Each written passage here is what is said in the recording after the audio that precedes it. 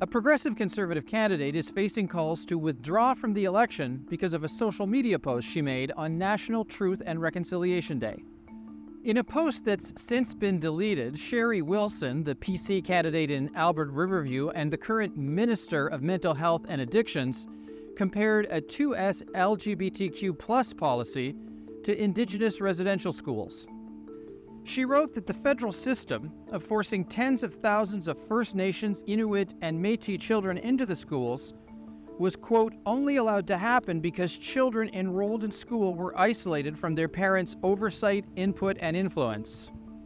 The Truth and Reconciliation Commission of Canada called the residential school system a systematic, government-sponsored attempt to destroy Aboriginal cultures and languages and to assimilate Aboriginal peoples so that they no longer existed as distinct peoples.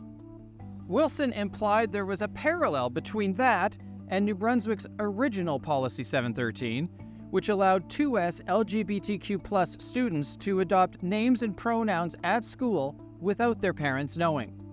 The province's new version of Policy 713, implemented last year by the Blaine Higgs PC government, now requires parental consent if students under 16 want to adopt new names and pronouns consistent with their gender identity. Higgs said he didn't agree with Wilson's comments and that his own post on Truth and Reconciliation Day, which referred to the deep wounds caused by residential schools, reflected the party's position. I think the post that was put out missed the mark.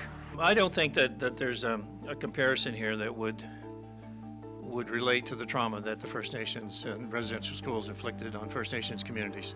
Wilson's post has been denounced by Liberal leader Susan Holt, Green Party candidate Megan Mitton, the 6 Wolastoqey chiefs in New Brunswick, and Pabineau First Nation chief Terry Richardson. And that's what was so disheartening about this whole situation, I believe, is that the fact that we have somebody running, an elected official running for government, who makes that kind of statement, it just doesn't make sense in my mind. It's not unifying this province, it's dividing this province.